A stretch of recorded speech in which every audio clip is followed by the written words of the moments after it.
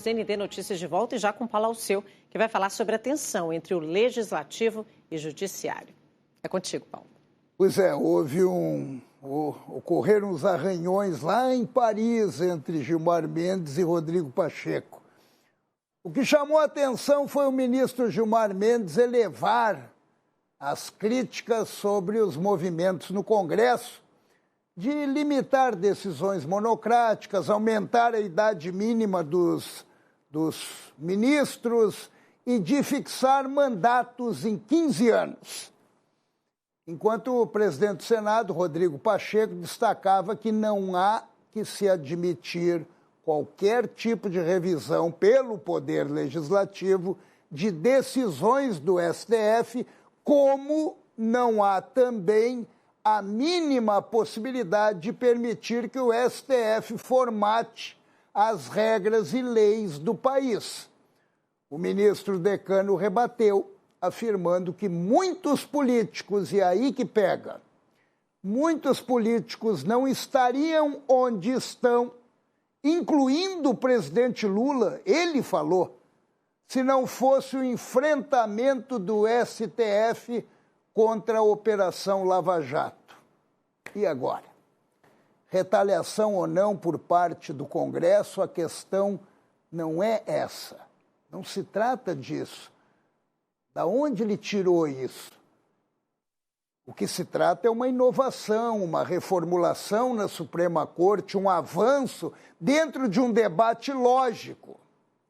A Operação Lava Jato foi abençoada pelo STF em declarações contundentes de ministros togados, afirmando inclusive que a corrupção no Brasil, envolvendo a Petrobras, o BNDES, foi quase um plano de governo.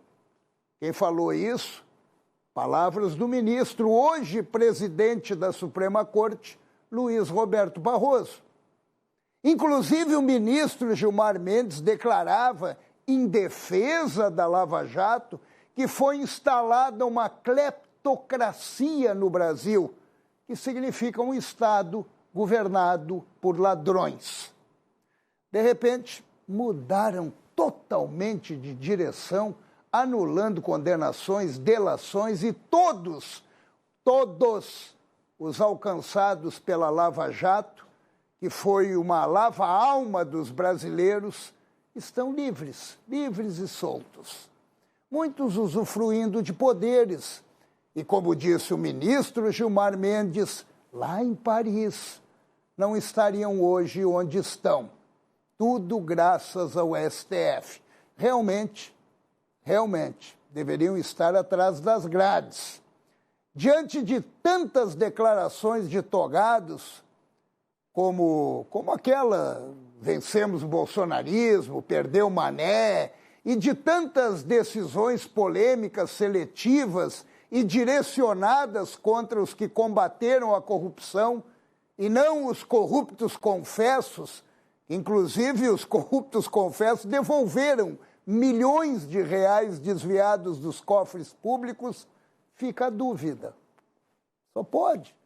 A suspeita e o descrédito com uma Suprema Corte que deveríamos reverenciar e defender pelo seu alto saber jurídico e não político. Fica difícil, mas a vida segue.